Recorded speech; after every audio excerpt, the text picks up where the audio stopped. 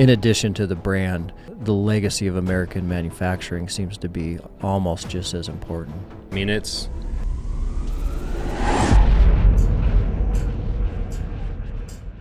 What is up, everyone? Welcome back to another episode of the MTNTOUGH Podcast. I'm your host, Dustin Diefendorfer, and I'm so glad that you are here. It is our goal every single episode to bring you an inspiring guest that helps you add some tools to that mental toughness, that mental fitness toolbox so that you can accomplish your goals. If you are brand new to the show, if this is your first time listening to the MTNTOUGH Podcast, I do want to make sure you know that as a listener, you do get an exclusive code for the MTNTOUGH app that's going to get you 6 weeks on there for free. All you need to do to take advantage of that is go to MTNTOUGH.com, click Start Free Trial, and enter the code MOUNTAINPOD. That's MTNPOD. That'll get you going for 6 weeks for free. Shifting gears now to today's guest. Today in person on the show, we had Josh Smith, the founder of Montana Knife Company, swing by. He's been on the show before. Last time we really dove into his founding journey, and he's back again for this year. Traveled down from Frenchtown this morning to spend some time in the Bozeman lab, and we sat down for a really interesting conversation as Montana Knife Company continues to grow. They continue to scale. They continue to add team members. So a really, really interesting entrepreneurship story. We're going to unpack more today. So please stand by for Josh Smith of Montana Knife.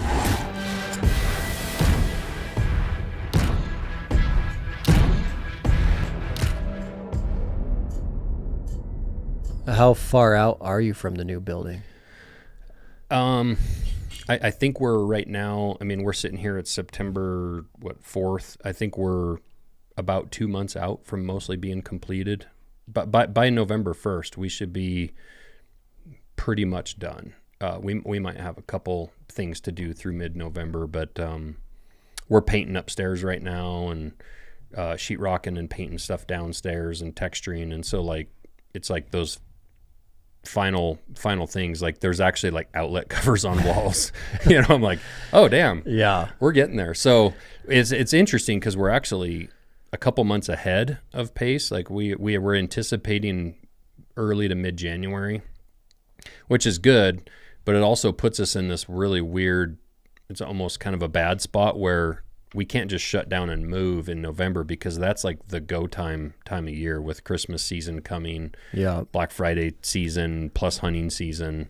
So we're going to have to navigate how we move into that and not disrupt manufacturing. We kind of call that our fifth quarter, like that Black Friday to Christmas buying season. That 1 month is like a whole entire quarter in itself. So we can't just be shutting down in November and move. So so maybe Q1, you guys are in there more full time. Yeah, I can see us kind of going part by part into there, and then around Christmas doing kind of full shutdown. Maybe a week there, we just kind of completely move and set up. Yeah. And by the first part of January, be rolling.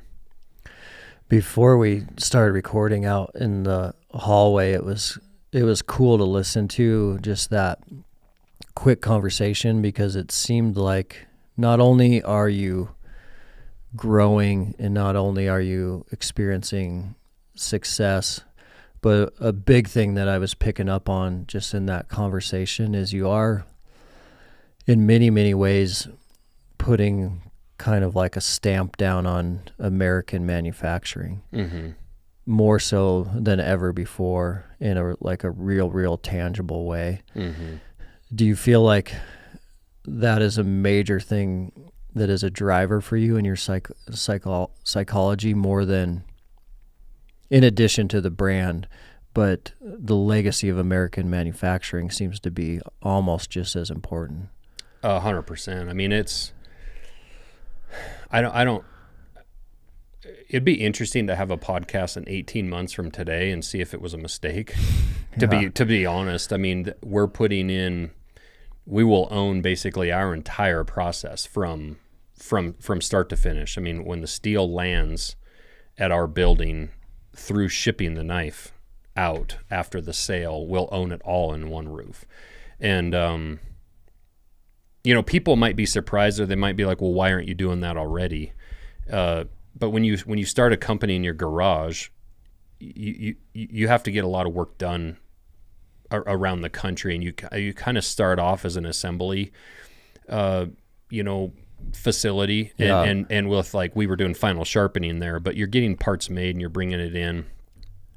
And again, square footage. I mean, you're talking about a 1,200 square foot building entirely that we're trying to run a knife company out of, and I didn't have any real money to start it, so And I heard and I saw the comments back then of like some of the hype of our company, and it's like, well, they don't even make anything. They're just an assembly company. And it's like, well, I guess, but we are also dictating how we want things made, and we're still getting quality parts and pieces in, and we're dictating the recipes with the heat treat and a lot of that stuff. But over time, the goal was to start to chip away and kind of analyze the entire process and be like, well, what can we afford to bring in? What do we have the space for? And so that's how the second building on my property came along. And we went after like the handle making and some of the other parts, laser and some different things. And now with this new facility, it's going to allow us to bring the entire rest of the process in from soup to nuts. And there's a few things that I think are unique about that. But from the beginning, I was told it wasn't possible. You had to have these knives made overseas, and you couldn't compete price-wise with the overseas stuff. And I just felt like Americans had a hunger for that. And it was really, I think, good timing with COVID and whatnot. I didn't know it was going to be that way, but it just worked out that way. Where people, I think, started to focus. I mean, your guy you just had in here, he just told us about how they were wanting to buy knives and pass them down and kind of do that tradition that his grandfather did, and then but they're stamped with a China stamp. Yeah, it's like, well, that doesn't feel quite right. Yeah, he wasn't going to do it. Yeah, and so people were telling me it wasn't possible to do what we were doing, and we've proved it is possible. And now people are telling me, that it's not possible or maybe not smart, because there is a lot of risk involved. There's a lot of capital involved in buying these processes, and there's also a lot of expertise that's needed that we don't have to run those processes. And so especially in Montana, we're not a big industrial state, so we can't just draw from, like if we're in Portland, we could try to hire people that have worked at Benchmade, or hire people that work at Leupold or Bowtech, or any other number of people in other industries within a 20-mile radius. Yeah. And that just doesn't exist in Montana. Or very, very small. There's a little aerospace stuff, but part of it is maybe it's a little, I don't know if it's ego or just stubbornness of like, well, why isn't it possible? Like, why can't we bring those processes in and do everything? Even people telling us, our own board of directors telling us, like, we shouldn't be shipping all of our product. Like, Amazon is an expert at that. Let Amazon do that. Yeah. Fulfillment is what they do. They focus on that, and they're going to do it cheaper than you can do it. And it's like, okay, well, maybe, but when Dustin and Bozeman orders a knife on our website at 9 o'clock in the morning, I want that knife shipped out that day, and I can control that, and I can control that experience and whatnot. And so, I don't know. It is. I don't know. Like I say, maybe it's an ego thing, or just because people say it's not possible. But we're going to only be one of a couple companies in the nation that do everything soup to nuts. Like, people don't know this, but a lot of the biggest companies that you would recognize, the biggest companies, I'll just say it, the biggest companies, knife companies in the nation, don't do everything under one roof. Yeah.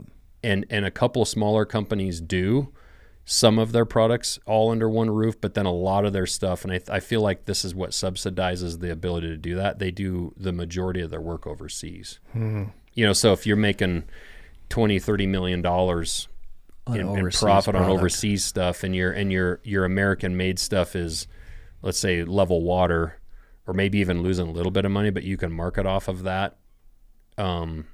that's some of what's happening, where we're going to do everything under one roof. Yeah.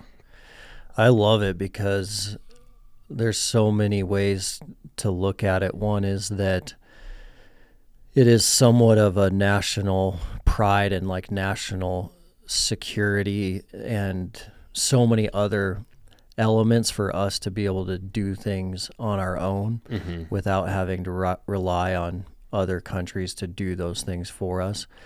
And just like you're seeing, the ripple effects of that are pretty hard to dig ourselves out of when they swing the other way. So like for you to find a specialist for like heat treating, for example, is very, very difficult because there's not many of those individuals left in the country. Yeah. And that is kind of what we're seeing in all other industries, like in pharma, like all of the compounds that go into our pharmaceuticals are manufactured out of China. Yep.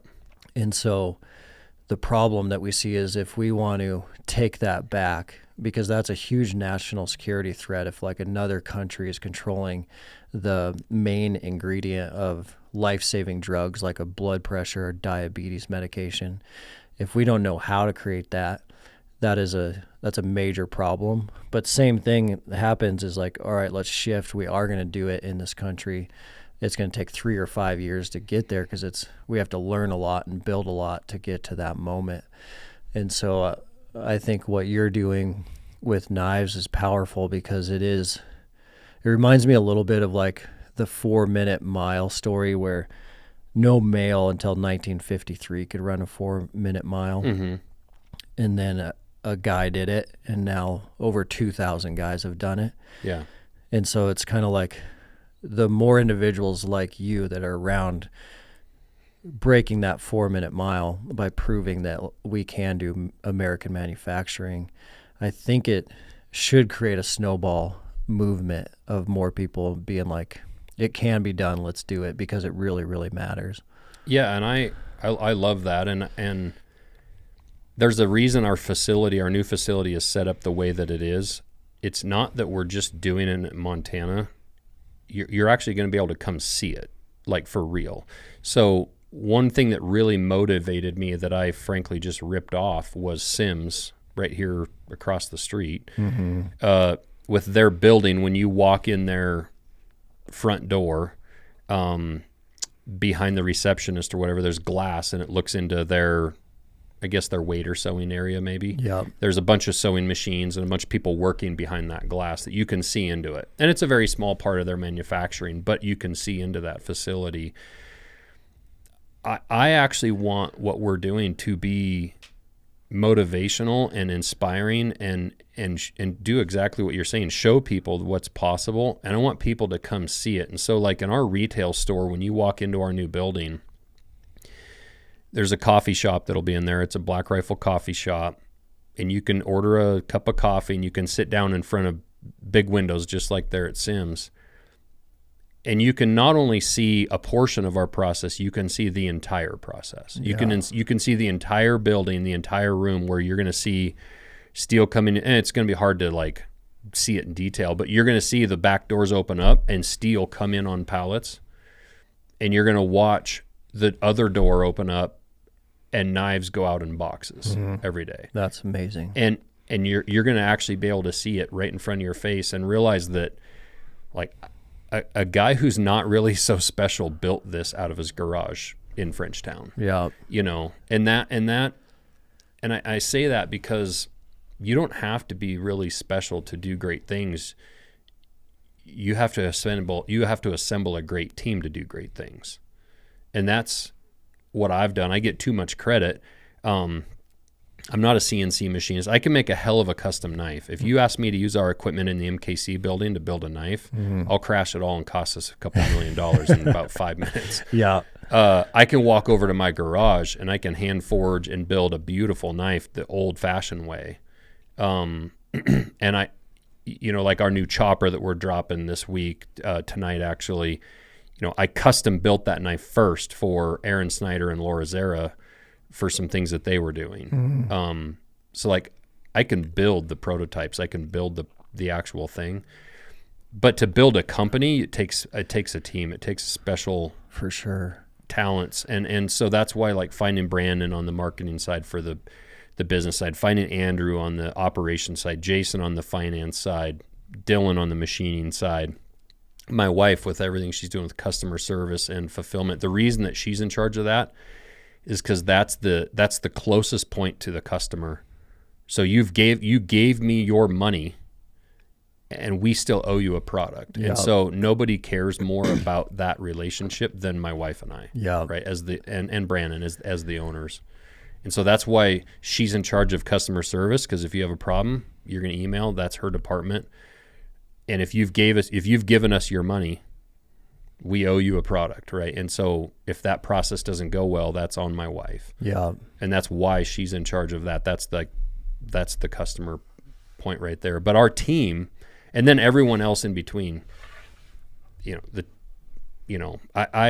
like I say, I get too much credit, but all you have to do to succeed is to go find people smarter than you and build a cool team and build a great culture, Team is so critical. Like, I couldn't agree more. And we all have our gifts and talents, and there's certain things we can do and certain things that we're going to really suck at. And if we try to own all those roles and responsibilities, we can never achieve the great things we want to achieve. Mm-hmm.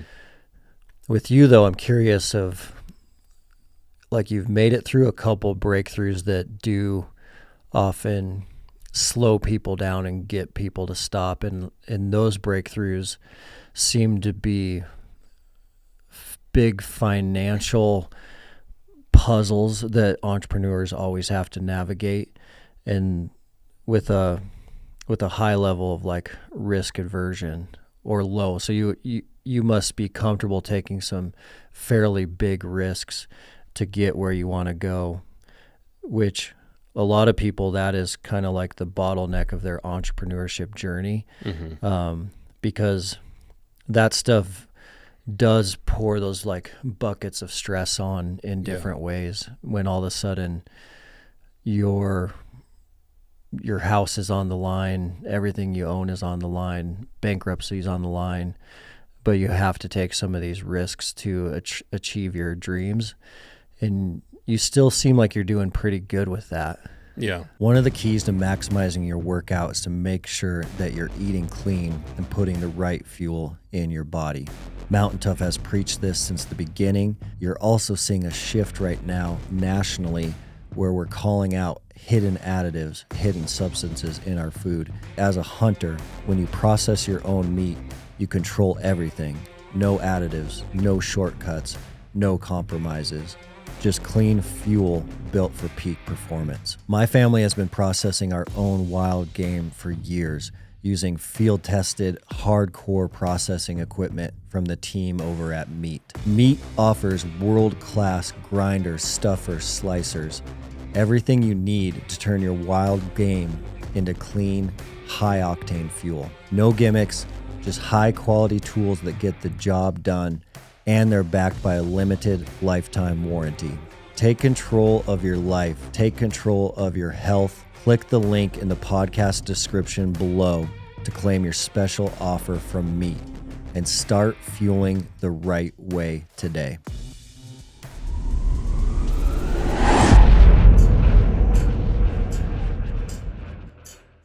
Yeah, there's definitely risk, but there's calculated risks, and I think one of the things you have to have as a leader is good intuition, whether that's sitting across from somebody in an interview or interviewing a supplier or another person in the business industry that you may do business with, and just having some intuition on what good judgment, character is, all that stuff. But also, good intuition on how to spend your money, for sure. There was a time period after we got going, say a year in, where we were piling up a bunch of cash that Brandon and I could have gone and done some badass hunts. We could have, maybe bought some fancy trucks or done something and just spent a bunch of money for the flash, for the gram, to show off. But instead, I mean, we spent nothing. We spent no money on marketing. We started to really pile that up because we knew that big purchases and big events were going to come. And we had some good guidance. Like one of our board of directors is Kip Folks, who started Under Armour, or was co-founder. Another business guy that is a board of director that no one would know. Those two guys have very, very diverse and different backgrounds. Kip's much more from like our world. Yeah. Dick is more from like the Silicon Valley type business, CEO of like Pepsi type guy, which I love because you get very diverse opinions and you get disagreements within your own board on how to best proceed. Mm-hmm. But you get real life experience with those guys. But they both said, hey, like what you're trying to build, what you say you're going to build is going to take a lot of cash. Like you're going to run out of, like you think you're piling up a bunch of cash because you've just been a blue collar guy your whole life and you have $1 million in your bank, in your business account. Yeah. And you think that's a lot of money, but in what you're trying to build, takes a like lot that doesn't capital. get you through a week Yeah. of your burn rate. Right. And so, we had good advice and we also had restraint on how we spent that money. And then we really chose wisely what we spent that on, but we also passed a lot of opportunity and just said no, right? When it's like there were things that we're better off spending our money on. But as far as risk goes, we bootstrapped it. I think it's actually very similar. I know nothing about building a fitness company with a big app and everything that you've built with a membership, but I would imagine day one when you had this idea and you told your wife like, okay, I'm gonna go build this company. What would it cost you that day to build everything in your app and everything that you have today, right? It'd be an enormous amount of money and you'd have to go find a pile of money and no one would invest in that. Yeah. But instead, you got together in a park with a few guys and you started working out, right? Mm-hmm. And you built that slowly over time and you just kept taking, brick by brick. I do see people, I get a lot of messages in my DMs of like, hey, you've motivated me to start my company. I'm going to quit my job and I'm going to start X or Y. And, I'm thinking of quitting my job next week and doing this. I'm like, okay, well, what have you been doing? Well, nothing. I got to quit my job to have time to do this. And it's like, man, that's undue risk. Like I didn't quit my job until January of 21. We launched our website in July of 20, and I actually built the first prototypes in July of 19. Dang. Right, so that's 2 years before anyone even really saw me at a anything before I actually quit my job. Yeah, my story's really similar too. And it's there is risk, but I hate to make it sound like I was braver than I was because I took calculated risks. In fact, we didn't borrow any money until I guess it was early last year, 24. I mean, 3 or 4 years in before we ever borrowed a dime. And it was really more of an advantage of like, well, God, if you're getting this interest rate on your money in the bank and you're getting this interest rate on this loan, like you're better off just keeping your money in your bank account. We're really not borrowing money until now. To build this, but that was intentional because I was already quitting my job. I felt like I was putting my family at risk. So I wasn't going to go pile more debt on top of quitting my job. And so that's I don't know. There is a lot of risk, but I think you can spread that risk out, and I think a lot of times people think they want to build the entire company day one. And it's like, you got to go brick by brick and build the foundation first. Yeah.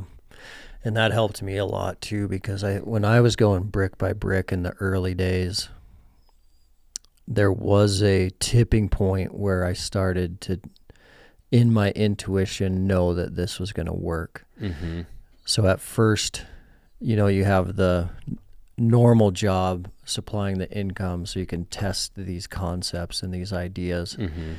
And that testing is a lot of fun and you're kind of doing it on the side, but you still don't know if like the vision is going to catch on. And then I think you hit a tipping point where you're like, yeah, this can go. this idea will go, this will be something that I can do full time. And then you can kind of make that transition and take that leap. And when you do that, you're way more confident that it's going to work because you've already proved that it's going to work in some really small capacities. Yeah. Which is a very like reduced way to launch an entrepreneurship company. Yeah, it's kind of some A/B testing type stuff and seeing what works and what doesn't. I believe people a lot of times think that they have to, they have to go hire a bunch of people right off the bat, or they have to go get a business loan or whatever. But like you're saying, just start doing something. Just start doing something. And whatever that is, start making some progress. I always tell people, it's like if you had an empty 5-gallon bucket and you picked up a grain of sand and you dropped it in that bucket. I mean, for a week, you drop sand in that bucket and it would seem futile. It would be just a waste of time, like you're not making any progress. But there would be a moment you drop a grain of sand in that bucket and you look down and you're like, that bucket's half full. Mm-hmm. And I one day you're going to drop a grain of sand on that and it's going to bounce off the top and fall out of the bucket, right? And I think that is the best way to go about building most companies. I mean, not every company is the same way, and some companies do take just a huge amount of investment on day one. You're going to have to go find capital, but the kind of businesses that we've grown, you can do brick by brick. And I think it's cool, whether it's through your app and people seeing what you've been able to build and interact with it, or coming into our building. How many manufacturing companies do you know? How many products do you buy where you can go visit the factory and see it? Walk through it. And I think it's going to be very motivating for people to walk into our building and go, this was just built right here by a regular guy that was a lineman. Like, and not just me, but me and Brandon, the team, and our team. But I looked at, I found I got a lot of motivation from Evan Hafer with Black Rifle Coffee, because I looked at him much the same way that I feel like I am myself, which is not special. Now, what he did for our country and being a Green Beret and all that I'm not talking about that part. That's very special. I'm talking that he was just a regular guy from a logging town in Idaho. Mm-hmm. His dad, great guy Ed, he just stopped by our place a couple months ago. It's just a logger, just a regular person. And Evan had a passion and an idea, and he built it in his basement, And I looked at that like, well, if he can do that, why can't I? Mm-hmm. And why, when people tell you something's not possible, like, well, why? Like, is it really not possible, or are you just saying that? Yeah. Is that your excuse for, again, it was some knife makers, and I'm not denigrating knife makers. I'm friends with, I was just at the Blade Show this year. Actually, the reception that I had there, I hadn't been back in years. It was incredible. Like guys stopping me saying, hey, what you're doing is providing motivation for my business. They were talking about how we're just making more people aware that this is an industry that even exists, like the custom knife world. When Brandon tells my story about my custom knives or the Mastersmith stuff or whatever, I hope that uplifts the entire industry. Yeah. I hope that we're the gateway drug to somebody buying a $5,000 custom knife and giving it to their, kids for their wedding present or whatever. Yeah. But I guess the point is, when I was walking around there, there's two different types of people. There's people that look at it as super motivating and I can do this, or there's people of like making excuses as to why they can't. But it is possible, and I think people are seeing what we've built. It's like, no, it is possible. People have just been saying it's not. Mm-hmm. I hear too much about our country that there's no doubt there's a vast cavern between the rich and the poor these days, but I don't know that it was that much different in the Great Depression. Like, I don't know if it's ever been that much different ever. There's been rich and there's been poor. This idea that our country's unfair, you can't achieve the American dream, you can't do things, like, it's hard, but I think it was also hard for my grandmother in 1945. Yeah. And my grandfather. Like to get a patch of dirt and start a ranch or a farm on nothing, no fences, no tractors, no, like That's hard. How did they do that? Yeah. That was a lot harder than growing a fitness company or a knife company. In many ways, it's easier than ever before. Well, that's what I look at. When I was a knife maker in high school, junior high school, you had to buy an ad in Blade Magazine or Field and Stream or Outdoor Life. If you wanted to be seen with your product, you had to go purchase an ad. Well, today, you and I can take a selfie and post it, and 100,000 people can see it for free. For free. So I'm not saying it's easy today, but I'm also not saying that it's any harder than it's ever been. It's always been hard to do great things, but it's more possible in this country than any country. Yeah. You know. Yeah, my wife and I we were just looking at some really interesting data last night, because from this conversation perspective with entrepreneurship and guys going after the dreams that are in their heart, there is a plethora of guys that have the vision for something amazing and won't go after it. And I'd say like the number one reason that I pick up on is financial security. Maybe number two is what other people are going to think. Yeah. And the financial security data is funny because that usually ties to, I have this thing that I should create. I know I'm the person who should create it. I know it's going to be amazing for society or for my community or for this country, but I'm too scared because I have a mortgage, a car payment, and I really want to make it to retirement. Well, the data on retirement is crazy. Mm-hmm. Like statistically in this country, you are going to retire at 65.5. However, statistically in this country, you're going to die at 74.5 as an American male. So you're telling me that you are going to sacrifice your whole entire life for the concept of 9 years of retirement by the data. Yeah.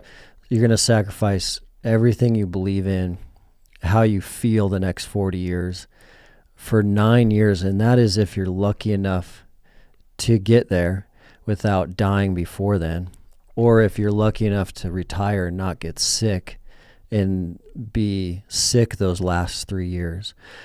When we looked at it from that data perspective, I was like, dang, man, a lot of people are suffering mentally, emotionally, physically over this theoretical concept of 9 years of bliss, which is so inaccurate. But it drives like a lot of Americans' decision making. It's crazy. I love that. And actually that applies so directly to my thoughts as I was thinking of launching this company, because I thought about this for 20 years. I registered the name Montana Knife Company when I was 19. I talked about this with Dave Kennedy, one of my foremen at Northwestern Energy, in the bucket truck for countless numbers of hours, and other guys. Nick Salter, another friend of mine that was a marketing guy, close with the Stone Glacier guys, and Sitka guys, Jonathan Hart and them. Nick tried to push me to start this all through my 20s, late 20s and early 30s. Tried to push me, and I kept having the different excuses as to, and they were valid, but they were excuses about why I can't, or I'm not ready, or I'm not sure. It was all those reasons. But then I started getting to an age where, okay, now I'm 40 years old. It's kind of like shit or get off the pot time in life. And I had the job as a lineman making over $100,000 a year. I had the benefits. I had the security. Like if I work this job forever, I'm going to retire. I'm going to have all those guarantees. And let's just say I do meet or beat the odds on the retirement and the death thing, and I live 20 years past. There's also something to be said for living that life with regrets and what ifs. Mm-hmm. I got to a point when it really came down. My wife kept trying to get me to quit my job there in 2020, And I kept going, same thing, like, God, it feels selfish.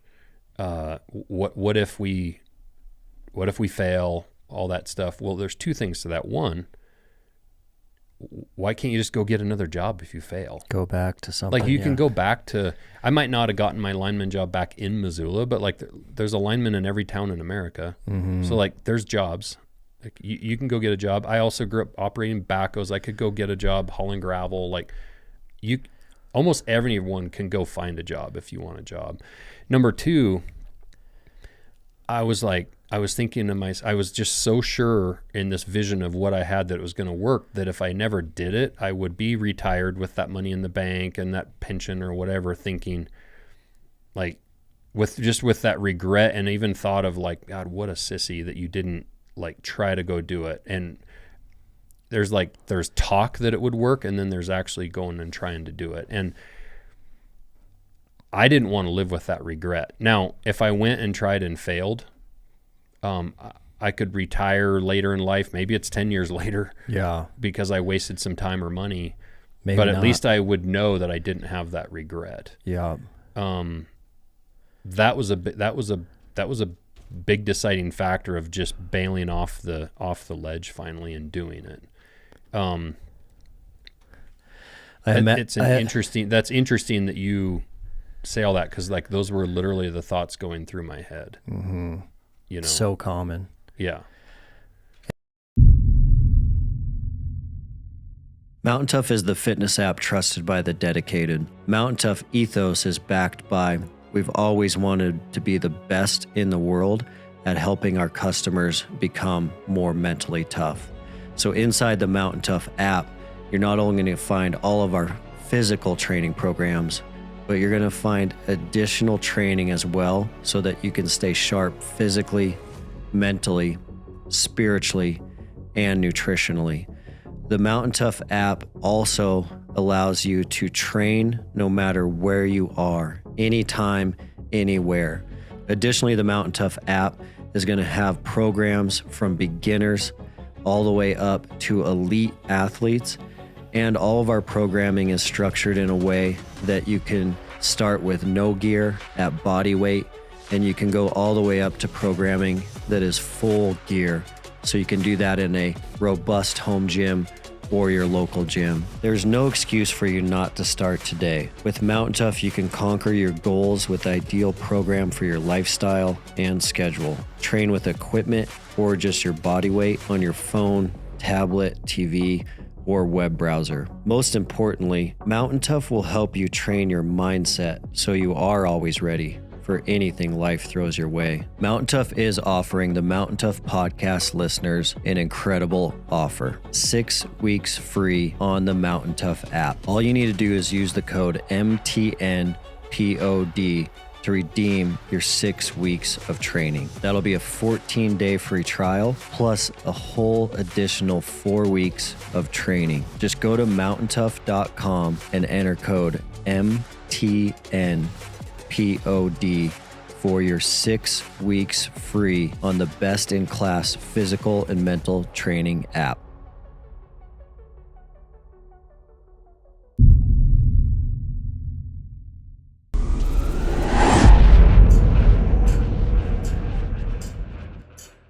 And I imagine that you have one regret now, and tell me if I'm accurate, but do you have a regret that you didn't start a few years earlier? No. I do believe everything happens for a reason.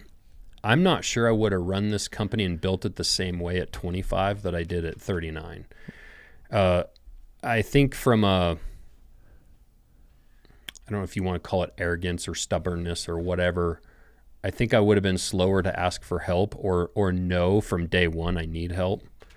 I think I would have tried to do more of like the marketing on my own, right? Mm-hmm. And I would have, when I met and recognized Brandon's talents in that first 6 months of 2020 after we met, I recognized it, and I sat down with my wife and I told her, this is the guy, and I'm going to offer him a big chunk of the company to like join up, because I can't afford to pay him. Yeah. I was paying him, but we only had so much money. He was expensive, as he should have been. And I don't want to say it was expensive based on the money I had to spend at that time. Yep. And so it's like, I'm going to offer him a pretty big chunk of the company, but if it's going to succeed, you know, you can make the best product in the world, you still have to sell it. Mm-hmm. That's a double-edged sword right there, you know. And so I knew enough to know at 39 years old that I didn't have the experience, and part of that was some of my own failures in my custom knife making career on that marketing side. When you're busy making something in the shop, no time for marketing. Yeah, and it's somewhat disrespectful to think that just because you know how to work out and you know about diet and you know about exercise and you know about how muscles built and fats burned, that you also are an expert in digital marketing, mm-hmm. right? Or paid ads. Like that's a whole nother career that people go to college for and get master's degrees in. Why would a knife maker as a lineman think that you know all that? Yeah. And so I think had I done it when I was younger, I would have tried to be a little more greedy, I guess, and holding on to like that equity, that percentage of the company. And I don't think I was seasoned enough to sit down in interviews and ask the right questions and have the intuition that you have as a 40-year-old versus a 25-year-old. Yeah. The timing was good. Timing was right. And I also think that it didn't hurt to sit there and talk about it for 15 years and really truly like envision. Mm-hmm. I do believe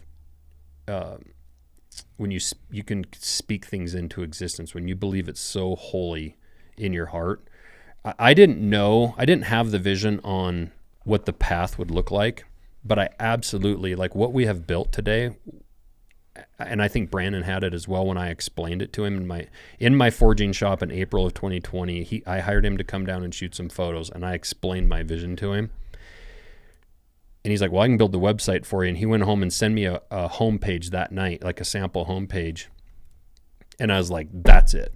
Dang. Like he got it. Yeah. And then I was like, okay, yeah, build me a website. And he would send me stuff and be like, what about this? I'm like, nailed it. Vision casting. Yeah. Yeah. And so I knew what it could be, but I had no idea like what the path would look like. It's like looking at when you're hunting and you look at a mountain and there's some doll sheep standing on it and you're like, okay, we're going to hike to that mountain. And you just look at a straight line path and it looks clear, like we're going to catch that ridge and we're going to walk there. And you go over that ridge and there's a canyon in the way. Mm-hmm. Right? Well, do you stop or do you figure out a way to get around the canyon? And as it turns out, when you look at your tracker on your map and you finally get to that point and your 5 mile straight line turned into 12.2. Yeah. All the time. And that's kind of how it's been. But I saw the mountaintop all the time. I still see it. We're actually not there. I mean, I'm talking like we've made it. I told you out there, like we have to get through 2026. Like if we can get through 2026 and just all the big initiatives we're trying to pull off and do, yeah, and all the unknown, we need to sell knives today more than ever. Mm-hmm. Like now we have real responsibility with that building and 85 employees and everything that we have going. I don't want to make it sound like I know it all. Like we're still walking towards that mountaintop. You're still going towards, that sheep on that mountain, but you're getting closer and closer. Yeah. I imagine the team is pretty fired up about a new building in American manufacturing from top to bottom. Mm-hmm. Yeah. I think one thing that we're very unique with is we overshare with our employees. I mean, Tuesday morning we sat down, we told them how much revenue we did in August, what percentage that beat 24 by, how many website visits we had, what percentage that beat this month by and that month. Like we overshare with our team, because how can I ask them to act like an owner and have ownership in what they're doing and have that pride as an owner, but then not tell them what we're doing, mm-hmm. and what the vision is and where we're headed and why the next 4 months are going to be the hardest 4 months we've ever had as a company. And then frankly, from January to April, that 4 months will be harder than that by far. But if you keep telling them it's hard, but you need to share with them the success that they've helped create and say, hey, here's what we're doing with that revenue. Here's where the profit and the loss was. Here's the successes and the failures. Here's an angry email we got from a customer. Here's where we failed. Here's where we did a really good job. Go through all of it. They should have most all the same information at their fingertips that the owners have. And I think that also when they walk in that building for day one of work, they're going to feel like they built it because they did. We tell them all the time, like we had a summer barbecue out there a month and a half ago just for them to bring their families and let them like walk around the building in the half-built state to experience what they're building. And I told them, when you walk your family members around, you need to feel like you own that building. Like, show your family members what you're building. It's special. Yeah. They're part of everything, creating that whole thing. And we just enacted some stuff that I explained to them on Tuesday. It seems like a bunch of corporate bullshit, right? Like,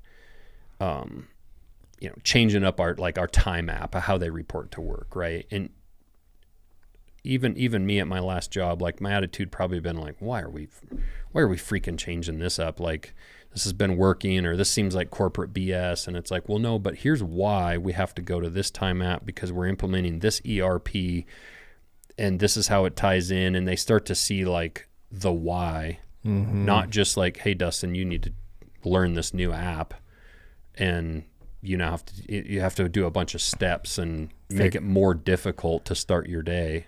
Well, it's dumb. Why do I have to do that? Well, here's why. Again, just trying to make them understand. So we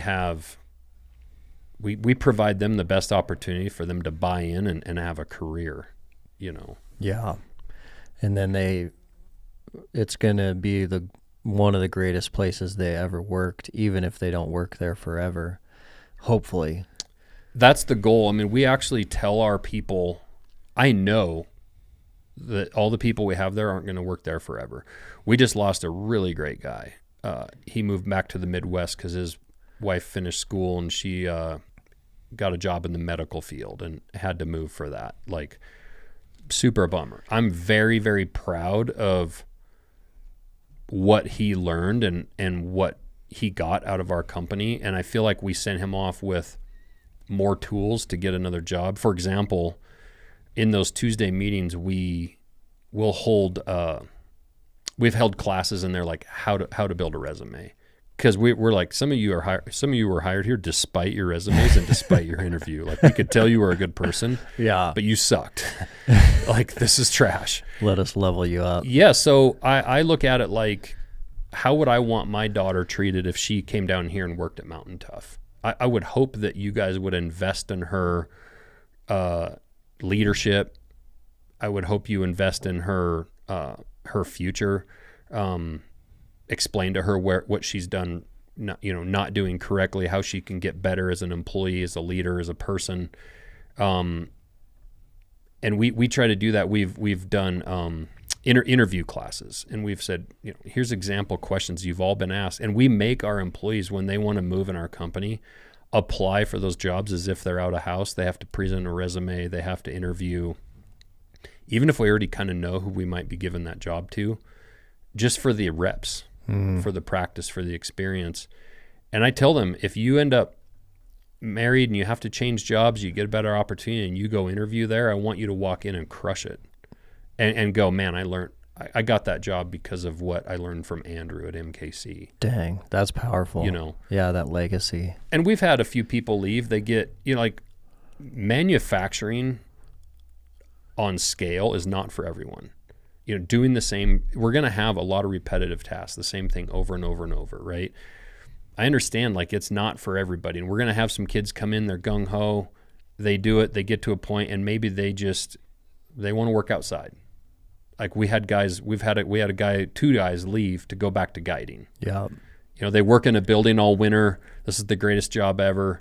First 70-degree day, and the bugs are starting to hatch, and they're like, "Get me outside! I got a fly fishing opportunity." And they went back to guiding. Like, I get it. Yeah. But we've had some phenomenal employees that aren't there, but we're also trying to create careers. Like with some of these processes that we're building in, I'm actually, in like the one process that we're bringing in, I've hired a guy to be an advisory role. He doesn't live in Montana, but he's an OG, brilliant guy in the knife industry, and I'm paying him, but I'm going to tap someone in my building to basically mentor an apprentice under them. And I told him, you're going to be somewhat competent in 5 years, but you'll likely be an industry expert in 10. You're going to be able to demand more money from us. If you so choose to leave, you're going to be able to get a job about anywhere you go in an industrial setting. But we're going to build a career. A national expert. Yeah. And we're doing that with machinists. We've brought in phenomenal machinists, but now we have 4 or 5 people that started as knife techs, which that could be a high school kid that first job out of high school, you can start assembling knives. And we now have knife techs that are in the machining department learning to be machinists. It's like college. You spend 4 or 5 years at that. You're going to be able to leave MKC and go get a job as a machinist about anywhere. Yeah, building that career path for them. I hope that they don't leave. I mean, I hope that they see that, well, if I spend 5 more years, I'm going to be managing people, and 10, 15 years in, I'm going to be running entire teams of departments here. Like, that's the goal. And we're also not just investing. I mean, selfishly, I'm not just doing all this to invest in them. Like, if they stay and they become leaders, I've now invested in us. Yeah. By providing that feedback where they can be helping mentor more people coming in, Yeah, that legacy is cool. I mean, just a company where everyone is bought in to that future and that vision, and they're rewarded by building something great together, especially when it's a very difficult mission and there's a lot of challenge in that mission. I mean, a lot of challenge in especially not only American manufacturing, but Montana manufacturing brings a whole extra problem set with we still are classified as a frontier state, and being a frontier state is awesome, but it comes with some challenges, especially with what you're doing. Staying here as a high school graduate or college graduate and surviving is going to be a major challenge for any kid. Yeah. I mean, I'm sure you're concerned about it. I've been concerned about it for my children with like the housing costs, and unreal. It's absolutely out of control. And so I'm very proud of the fact that I really hope that one day people name MKC in that Missoula Valley as one of the main employers where you can have a career and you can graduate high school from Loyola or Frenchtown or wherever and stay in Montana and actually build a career and eventually buy a home. And that's what Montana is, such a destination place from a tourism standpoint and second homes and whatnot, that it's like, well, what are the locals going to do? How are they going to compete with the guy from California buying a second home? How are they going to graduate and stay here and be able to go hunt and do things, fish, and have a career? Yeah. We don't have a big manufacturing base. I really hope we're going to be subdividing the land around us. And I really hope that over time, those other few lots we can develop other businesses on, or bring other like-minded companies in around us that can bring more of that manufacturing in. Create that ecosystem. Yeah. Yeah. It's awesome, man. I'm proud of what you guys are doing over there. It's incredible. Well, I appreciate it. It's really much the same story as what you're doing. And that's where I think people need to realize, like, it's not just about being a knife company. Like, it's just being a company, and it's chasing a dream, 嗯 whatever your dream is. Hey guys, I did want to interrupt for a quick minute right here and let you know about some supplements I've been taking. I did shy away from supplements for a long time. I was always cautious about what they were made out of, where they were from, and who the team was behind the brands.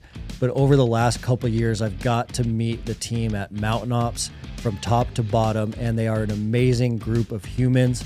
I've got to know the CEO, Trevor Farnes, really well, and he is a mission-focused individual that cares about humans living a better quality of life so that they can have that abundant life. So over the last couple of years, he has helped me add some things that have changed the game for me. One of those things that I've added is creatine from Mountain Ops. It helps me maintain some muscle mass, but also it's a big player in cognitive function, one of the most researched supplements out there. Also, I've added reds, greens, and protein, all from Mountain Ops. What I found as a busy professional, always on the run, I do eat a whole foods diet for breakfast, lunch, and dinner, but on the go, it's hard to get enough vegetables, fruits, and protein. So I've added that from Mountain Ops, and it has significantly changed the game. I can feel it in my performance. I haven't got sick for a long time, and I can certainly feel it in my mental clarity as well.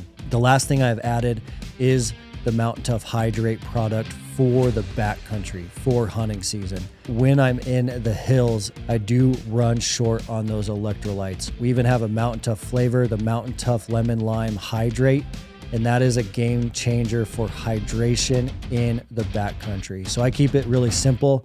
That is all I've added to my protocol, and it has certainly helped me, and I certainly believe in the team and the culture behind Mountain Ops. They have started an initiative that's been around for a while called Conquer Hunger. Conquer Hunger is giving meals to hungry kids that aren't getting enough food, and they've given out over 6 million meals plus to kids through their Conquer Hunger initiative. So every order that happens at Mountain Ops, a percentage of that order goes to Conquer Hunger. So certainly an incredible company, an incredible culture. As a listener to the show, you do get an exclusive offer to Mountain Ops, so make sure you check that out. The offer is incredible as a first-time purchase at mountainops.com. So build your order if it's your first time. They are offering you a 20% exclusive discount. All you need to do is enter the promo code Mountain Tough, all one word, all caps, for 20% off your first order at mountainops.com.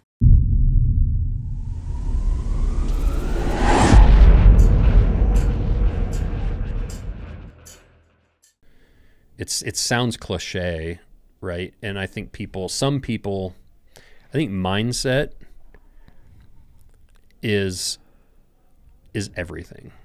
I'm not physically fit as I should be because I haven't had the right mindset. I've got the excuses built in, whatever. I don't prioritize it like I should. It's something in this next year I really want to change, but that's my own fault. But you could take that for people listening to this as to why they haven't. Maybe it's even just changing careers. It might not be building a business. It just might be like, I hate my job changing tires at Les Schwab. And I'd really like to learn how to become an electrician. But I'm 30 years old. I'm 35. It's too late. I have 2 kids. It's like, well, is it really too late? Man, I just started this summer online courses to become a pilot. Like, I'm going to try and get my pilot license just for a small plane. Yeah. Like, why should you say it's too late to grow or to learn something, right? It's not too late. Yeah. And okay, you become a electrician grunt, and you take a pay cut from the tire store or whatever. And in a year you get an apprenticeship, and in 5 you're a journeyman electrician. So now instead of 30, you're 35, 36. 3 years later, you hire a guy and you start your own business, and you're just wiring houses. So you're 40. And by the time you're 50, you have 25 employees and you have an electrical company. Like, that's the path. Like, it's just brick by brick. It's a 10, 15-year process. but I just don't subscribe that you're like, it's too late to ever really do anything. Mm-hmm. You know? I agree. Yeah, it's never, especially just the benefits of learning something new. That alone is a catalyst for a lot of life change. And being a lifelong learner is a huge game changer also, just in terms of our mindset and our joy and our happiness and our drive. I think there's not many really hard driving guys I know that aren't lifelong learners. And it doesn't always have to be tied to their career. It can just be something they're doing for fun or as a hobby. Well, but it's a mental breakthrough in a lot of different ways, from like stretching your brain, making you more creative, and then making you more of an asset for like wherever life is going to take you. And there's never a moment when you're too old to do that. I'd argue, like, for what I did and even for what you've done, actually that age can be a superpower. You know, I'd argue when I was 25, I'd have been like, well, yoga's freaking stupid. And, you know, that's stupid. And why would you listen to that podcast? And, you know, just like, I think when you're young and full of piss and vinegar, you're just like more like, I don't know, just, especially just as a red-blooded American guy, you're just kind of like, you know, well, that's gay. I'm not going to do that. Yeah. That's dumb. Nobody's going to see me doing that. And as you age, and especially having kids and get married, and it's like, well, that guy's a little goofy, but also like he's kind of cool. Like he's got some things I can learn from. And I do think you develop a little bit more of that open-mindedness and learning. Yeah. Especially like I grew up in a tiny logging town and I was exposed to nothing. A lot of fixed mindset. Yeah, just fixed mindsets, right? It's like grew up around ranchers and loggers and miners, and you know, there's no diversity, and like not a single black person in town, right? Yeah.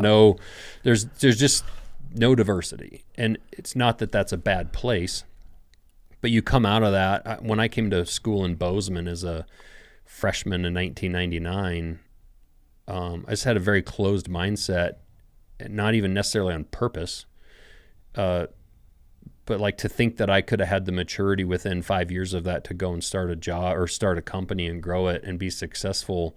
I just know I didn't have the emotional intelligence to do that, the maturity to do that. So I would argue the guy who's 30, 35, 40, it might be actually the perfect time, because he might have been too immature and stupid and, you know, set in his beliefs when he was 20 and thought he knew everything. Yeah, has more wisdom to be successful. Yeah. Yeah.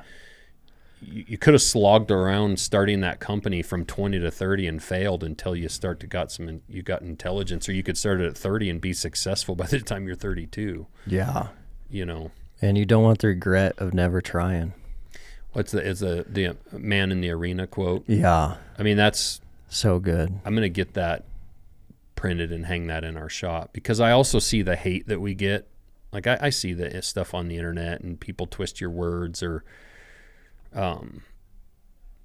you know, when you have a lot of success, and again, I'm not saying, man, I still have a house payment. I still have bills. Like we're reinvesting everything into this company. I'm not some rich guy, but what I'm saying is that we have had success as a company, clearly. But there's two types of people. There's people that really celebrate that and like think it's motivating and great job and cheer you on as they try to succeed in their area. And then there's people that find every reason why, you know, it's been said that I'm a government agent because I'm friends with Donald Trump Jr. And that's the only way that our knife company, like why didn't any other knife company grow that much in the last 5 years? And, right. Or like, that's insane. You step on the little guy to get to the top, and you know, you think you're a better knife maker than everyone in the country. And it's like, no, I've said on several podcasts, I'm not the best knife maker in the country. I can name all kinds of names. The guy that taught me is still better than me, Rick Dunkerley. I mean, I have heroes in the knife world that I look up to. I just was at Gabe Fletcher's in Alaska, who owns Anchorage Brewing. He's the knife maker, and his Damascus steel boggles my mind. Yeah. Like Mareko Malmasi and what he's doing. There's a reason I asked him to help us design our chef's knives. Like, I am not the greatest thing that ever came to the knife world. But I guess my point with all that is you're going to have haters. And I'm sure, you know, you've got them with what you do. For sure. And, well, what he teaches on his app is dumb and, you know, could be done better or whatever, right? And at the end of the day, you know, all that really matters is what my employees think of me and what my family thinks of me, you know. And I know we're just doing our best to grow a company and do it the right way, you know. But I would rather have that than live with the regret of never trying and never stepping into the arena. Like, I'd rather be booed by thousands than have 0 people actually care about you. You know. That quote, so strong. Yeah. And it's not the critic that counts. And also encourage people, like, the world didn't need another workout company or fitness app. The world didn't need another coffee company when Black Rifle came along.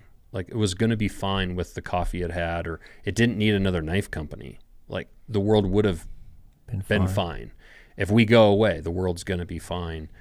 But I think a lot of times people let that stop them because, like, well, I don't want to start a roofing company. There's already 6 in town, you know, or I'm not sure I can start, you know, this bow making business because, like, how am I ever going to catch Matthews bows or Hoyt? Like, they already have it. And it's like, well, that's a good point. No, you know, there is plenty out there for everyone. And people also aren't just buying. I say this to our employees all the time. They're just buying our knife. Like, they're not just buying the product. They're not signing up for your app just because they think just the science of your app is like the only thing. They're buying the people, the ethos. They're buying me as the leader. They're buying my story, where I came from, my experience, all the stuff from a kid all the way up. They're buying. That's why we highlight our team on our every Friday. We come out with a vlog, and every week we're filming all kinds of different people in our shop, and we're letting them talk, and we're asking what's going on. We're letting our customers behind the scenes to get to know Bip in the sharpening room and Dylan and Rhea, right? And then they start to develop a relationship with that company of, like, I'd argue, like, when Stone Glacier was really going, and it was Kurt and Jeff and Lyle, and, like, they're buying Lyle. They're buying Kurt. They're buying the guy they met at a trade show. That's why we send our employees to Sheep Show, and we don't just hire a outside firm to go run our shows. Like, no, we send people out of our sharpening room, talk to people, our assemblers, like, to talk to people. That's why when you come in our shop, when you come in our retail store, we're going to have our employees working that store. It's like, well, no, actually, yesterday I was spent all day yesterday putting war goats together. Like, so I tell our employees, they're buying you. They're following you guys on social media. You know, they're seeing you tagged in something, and they're following you, and it's like, wow, that Tristan that runs all the production for Josh downstairs, he was out last weekend and busted his ass and killed a mule deer and hauled it out 9 miles. Yeah. Like, that guy's legit. They can relate to. And now they're buying a knife because of Tristan, not because of Josh. You know, and same thing with with what you have going, and they're following the people they're seeing on the screen. Same thing. And they're relating with them. Yeah. And so when people question why they are successful, well, it's not just what you're creating, but it's also you. Like, they're buying into you. And that's why you're going to be successful, because you're going to run a business the way that you know it should be, and it's going to resonate with people. It's like one of the most powerful things I think that has happened to Mountain Tough is it's like more than anything, people are buying into the team. They're buying into what we believe in. They're buying into what we stand for, what we don't stand for, what our ethos and philosophies are, more than the product itself. And I think for people out there to know that is super helpful, because your point around there was a bunch of coffees before Black Rifle Coffee is so solid, because you do hear that all the time. I have this vision, but there's already someone else doing it. Well, they're probably not doing it in the way that you would. And Black Rifle's a perfect example of that. Like, there was no patriotic coffee company. Yeah, Starbucks and Black Rifle make the same thing. Yeah. But it's not the same thing. Different, yeah. Yeah. And it's so powerful what they did through coffee. Yeah. Like, they sold a lot of coffee and a lot of people drank a lot of coffee and still do. But more than anything, they shifted the whole entire national lens on patriotism for about 15 years. Yep. Like, think if they weren't around, like it would be a whole different environment. It's crazy. Yeah, and while the world was turning woke, they were, whether you agree with them or not, but they were putting out funny videos of,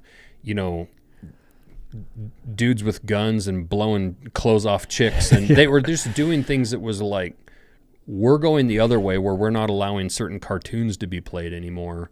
While this company was going, check out our veterans and our hot babes and our dudes shooting guns, and we're just like American and we love it and freedom and do your thing. Like, I don't care if you're gay, I don't care if you're straight, I don't care whatever. Like, do you like guns and do you like coffee? Right? Like, it's and I believe that's why like these podcasts like yours are successful, because they get to know Dustin behind the brand, and he's passionate about, chasing down child predators and putting those people away, right? Mm-hmm. Or religion, and you're also not going to resonate with everyone, but the gal on your app that's doing the workout downstairs right now, and they click on like, who's this gal? And like, oh shit, she's a badass. Like, look what she's doing in her off time. And I have guys that work for me that are big into motorcycle riding. Like, I grew up doing a ton of that when I was a high school kid. Nobody knows that about me.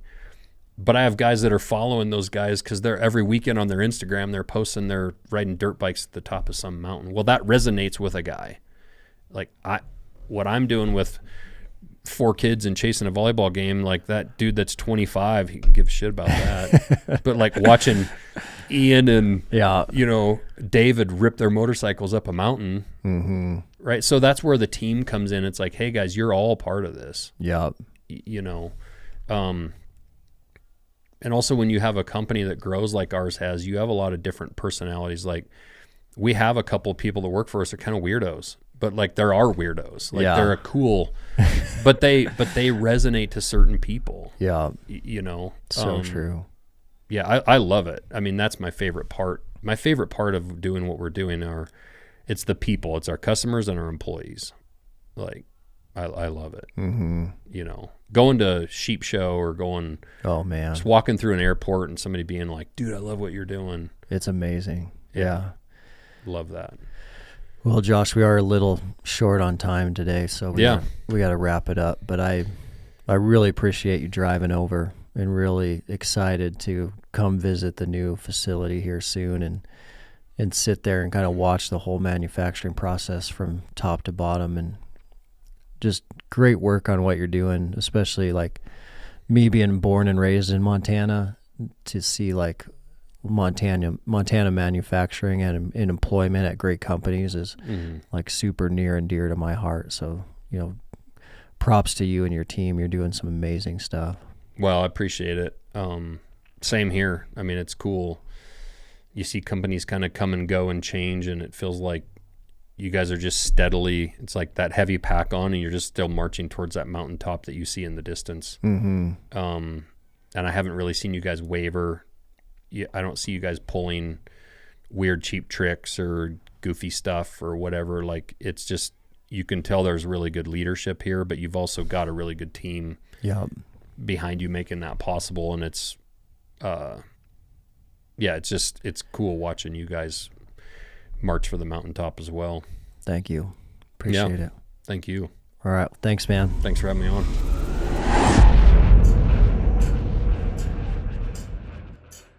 What an awesome conversation with Josh. It's always fun What an awesome conversation with Josh. It's always a pleasure to sit down and hear what he's up to, what he's doing. A good salt of the earth human being that you can tell is building something great, taking his time and being very thoughtful about everything he is doing. Remember, we're looking for those golden nuggets in every Mountain Tough episode. This one definitely was focused on going out and starting your own thing. I know many Mountain Tough listeners have dreams and visions of businesses, entrepreneurship journeys they want to start on their own. And today's conversation should give you really good fuel to do that.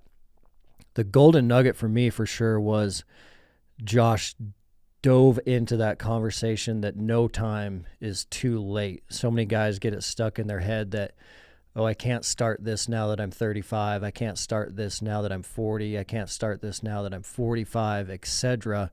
And he did a really good job of letting us know he didn't even dive into Montana Knife Company until he was 40. And then now he's even getting his private pilot license. He really has that lifelong learner attribute that so many guests on this show have. And it really is a good example of there's really no time that's the wrong time to do some of these things you're called to do. So think about that. Love you guys, and we'll see you on the next episode.